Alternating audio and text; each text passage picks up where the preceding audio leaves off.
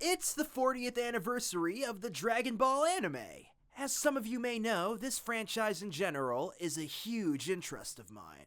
So, what does it mean to me?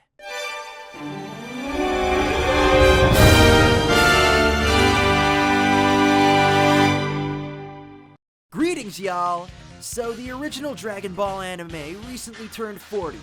The manga turned 40 about a year and a half ago, so while the franchise itself is already 40, I'm mainly celebrating the anime today.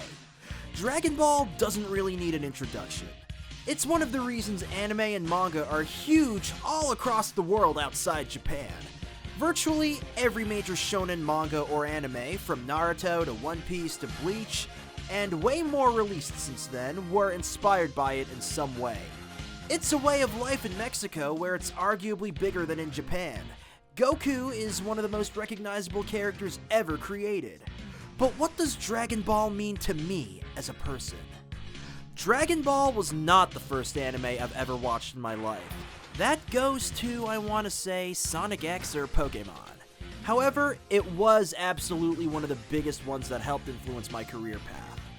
Of course, as many people did, I got introduced to Dragon Ball through the stuff that's more famously shown in Z than in the original series. Thanks to Z-Kai airing on Nickelodeon and references to it I've seen around in other media and online at the time. Super Saiyans, ludicrous combat that looks incredible, it's over 9,000! etc. I won't be talking too much about the original series here. I'll admit I haven't actually watched all of it.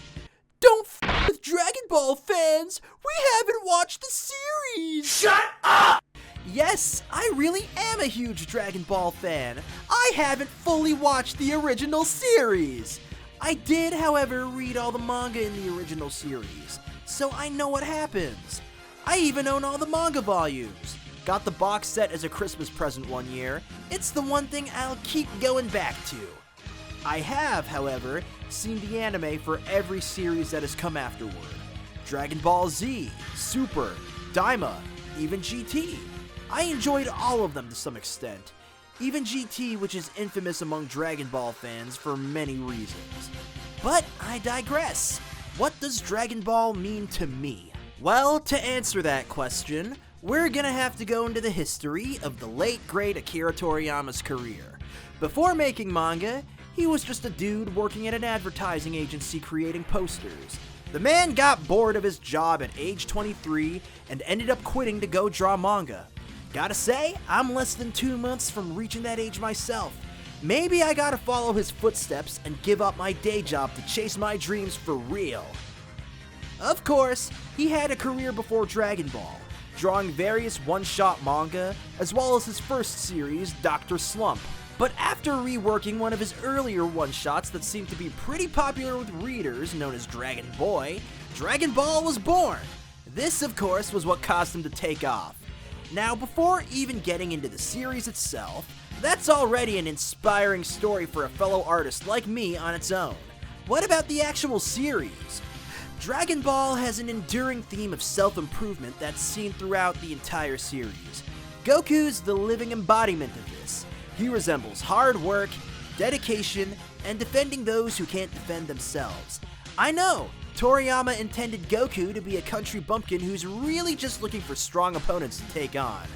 But in the earlier anime series at least, not so much the case in Super, he was generally depicted as a heroic figure. This best showed when he turned Super Saiyan against Frieza and he delivered his famous I am speech. Super Saiyan at the time was depicted as an epic hero moment against the Tormentor. Not like how it was later in the series where, as Vegeta put it best, a Super Saiyan bargain sale went on. It's also worth noting that in the original Funimation dub of the said I am speech, they rewrote it a lot to where he was coming off as a Superman clone. But even in the Z-Kai version of the speech, some of that heroicness does still come off, but it's just not as exaggerated as the original Funimation dub made it, so that's generally a good way to make the story content and characters resonate with someone. But what about the art direction of the series and how that inspired me as a creator? As you know, my art style is heavily influenced by various anime and manga. And of course, Dragon Ball is one of those series. Big surprise! That high-speed battle action, that cartoony but at the same time somewhat realistic art style, those iconic hair shapes that you often see in Saiyans. I've taken some of those elements and adapted them to use in my own art style. One of my teachers always told me, good artists copy, great artists steal.